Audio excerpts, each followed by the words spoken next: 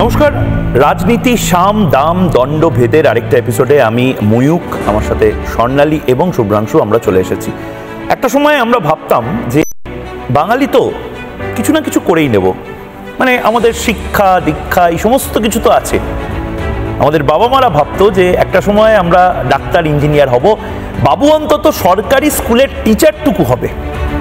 তারপর হঠাৎ করে সব কিছু বদলে গেল এবং স্বর্ণালী ঠিক সেই জায়গা থেকেই একটা অদ্ভুত ভ্যাকুয়াম তৈরি হলো যে আমাদের ছেলেমেয়েগুলো না এখন ডাক্তার হতে পারবে, না ইঞ্জিনিয়ার হতে পারবে, না মানে প্লেন বিএ পাস হতে পারবে। 1 সেপ্টেম্বর ডেডলাইন, সারা ভারতবর্ষে 1 সেপ্টেম্বরের মধ্যে সেশন শুরু হয়ে যাচ্ছে, আর আমরা এখনো জানি না কোন কলেজে আমাদের ছেলেমেয়েগুলো ভর্তি হবে। মানে বাড়ির বাবু বাবাইরা শেষ পর্যন্ত এই বছরটা কি করবে কেউ জানে না। আমার এক্ষেত্রে মনে পড়ছিল, আমরা তো করি রাজনীতির সামদাম দণ্ডভেদ।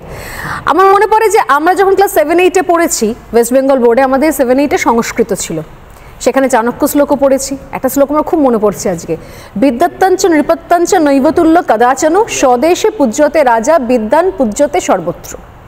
অতএব স্বদেশে নিজের দেশে রাজা পূজনীয় হতে পারে, কিন্তু বিদ্যান তিনি সর্বত্র অ্যাকসেপ্টেড, যেখানেই যাবেন সেখানে নিজের জায়গা তৈরি করে নিতে পারবেন। এবং তার উদাহরণ আমরা দেখেছি, এখান থেকে পাশ করে পড়াশোনা করে ডাক্তার ইঞ্জিনিয়ার হয়ে বিদেশে চলে গেছেন অনেকজন। আমার বন্ধু বান্ধবরা এখনও তারা বিদেশে চাকরি করছেন।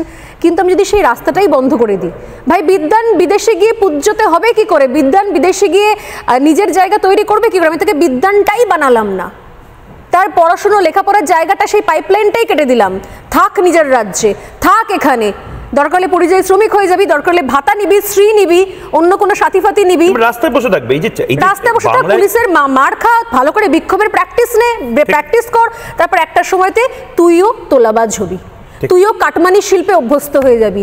কি অসাধারণ স্ট্র্যাটেজি, কি চলছে এখানে, কোথায় রয়েছি আমরা? ভয়ঙ্কর। মানে আমি তোমার কথা ভাবছি না, আমি ভাবছি আমার কথা। যদি চাকরির পরীক্ষাটা যদি না পড়তাম, যদি গ্র্যাজুয়েট হতে না পারতাম, আমি তো এখানেও চাকরি করতে পারতাম, এখানেও থাকতাম না আমরা। আমরা যেটা খুব মধ্যবিত্ত, যাকে বলা হয় নিম্ন মধ্যবিত্ত, মধ্যবিত্ত, মানে উচ্চবিত্তটা আমাদের অন্য ব্যাপার। তাদের কাছে কি হবে, কি ভয়ঙ্কর একটা পরিস্থিতি। আমরা কি করি, আমরা ব্যবসা করিনি, বাঙালি ব্যবসা করে না, ব্যবসায় বাঙালি ফেল করে গেছে।